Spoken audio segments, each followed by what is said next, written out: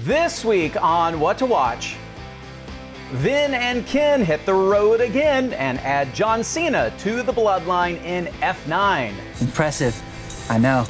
Plus, Yara Sofia and a dozen other kitty girls echapalante through the chaotic new season of RuPaul's Drag Race All-Stars. The girls are out for blood. So long, Conan, but now it's time for What to Watch. At last, M&M's Mix, all together in one bag.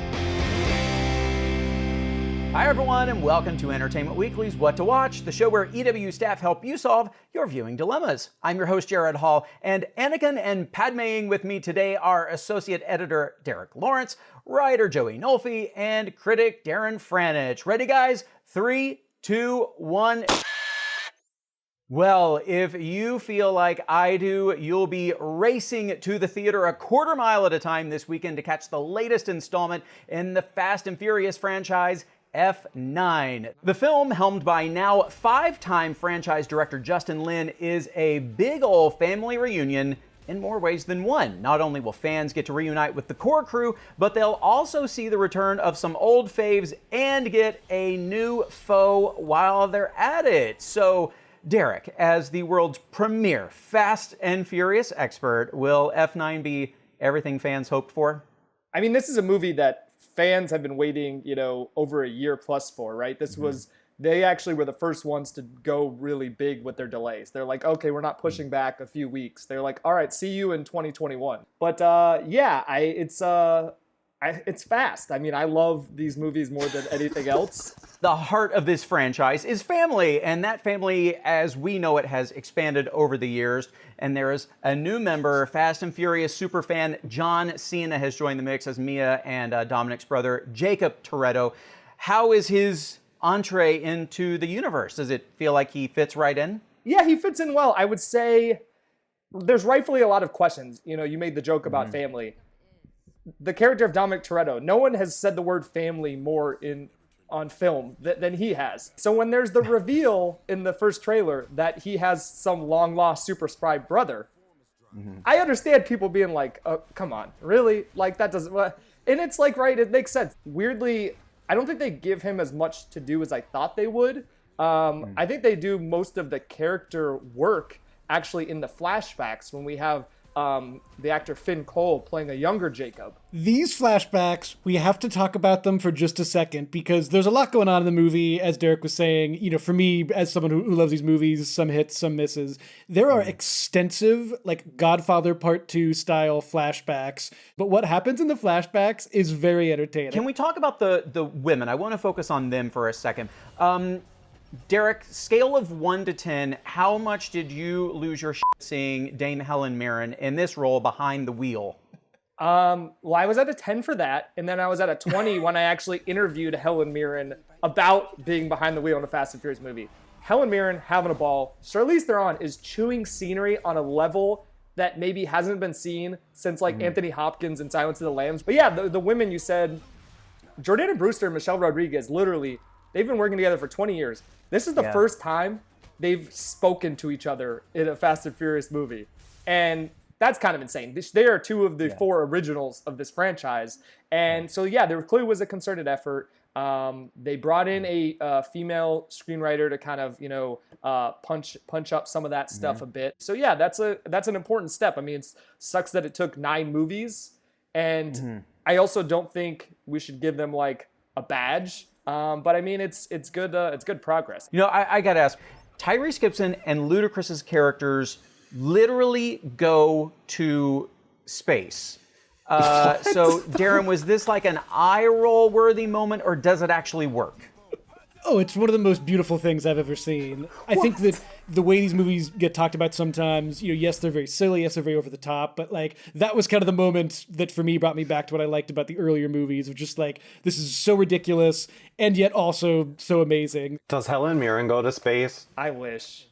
Oh, damn it. I was almost sold. All right, guys, well, we need to take a quick break, but don't sashay away just yet, because when we get back, we are pivoting to a slightly different kind of drag racing. But first, today's fan moment is brought to you by M&M's Mix. In honor of today's episode, we polled Twitter to see which RuPaul's Drag Race contestant they'd like to see crossover into the Fast and Furious universe. Quickly, who would all of you pick? Joey? I mean, this is a huge disservice to Angina. As much as I love Trixie, she's my favorite because Angina actually has experience driving in high-pressure situations. She famously drove the contestants to their final challenge on the final episode of All Stars 1, as did Delta Works. So these are two people who know how to drive cars. How could we even follow that? I will just say, coming fresh off this last season, I know much less about Drag Race, obviously, than Joey. I do think Candy Muse fits very cleanly into the Fast and Furious series. All right, you guys, we'll be right back. Stay tuned. Is she gonna jump from there?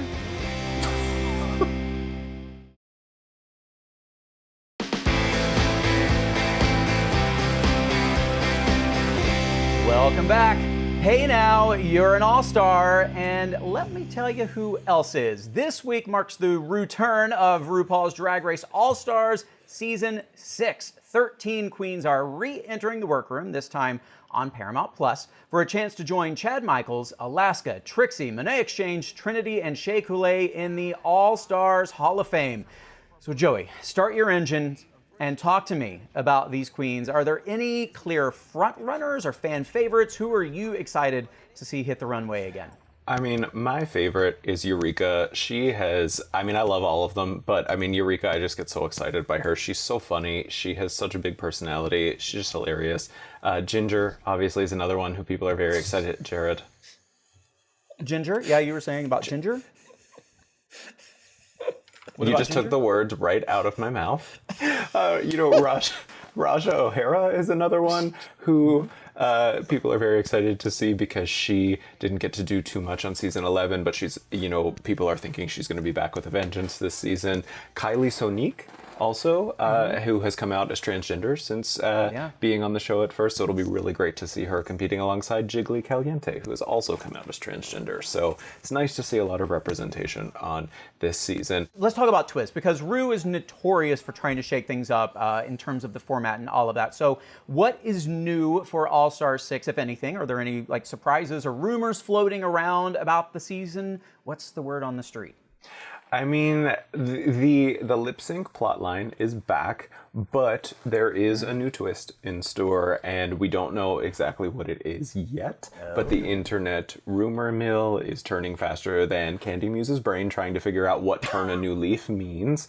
And from what they're saying on the internet, I believe we can expect maybe some lip sync or performance element to come into play in a way that we maybe haven't seen before to add a new layer to this season. That's what a lot of people seem to be predicting on Twitter and on Reddit. So we'll see where that goes. This season is the first season on Paramount Plus, and the show, of course, has previously aired on Logo. Now it's on VH1. So what do you make of this jump to streaming, and how do you think it will affect the series, if at all?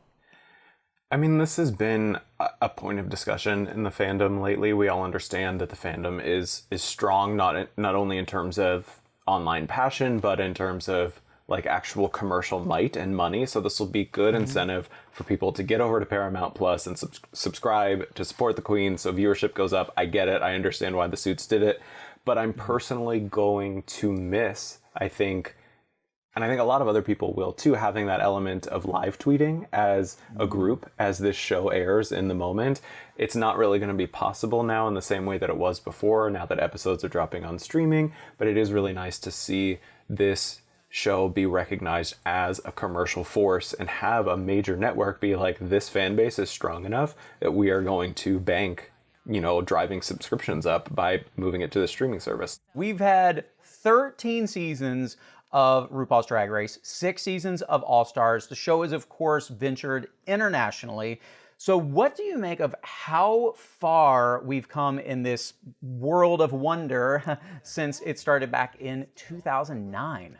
It's just wild to see how this show has normalized drag. I mean, we're seeing mainstream drag not just be synonymous with RuPaul's name anymore. It's now synonymous with Trixie Mattel, Bianca Del Rio, Shangela, Katya.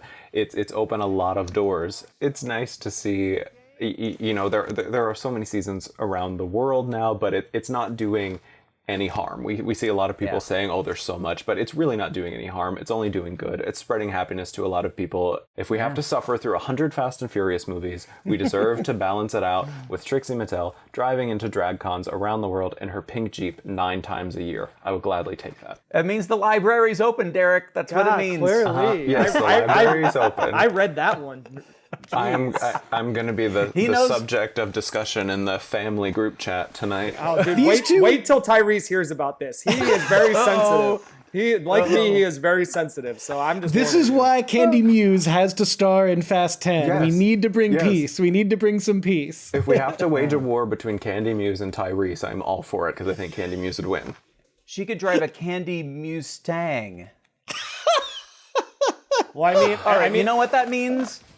That means that's it for our show today. We have to end on that. There's nothing better I'm going to say all day. Thanks so much to my guests, Joey Nolfi, Darren Franich, and Derek Lawrence. We'll see you next week on What to Watch.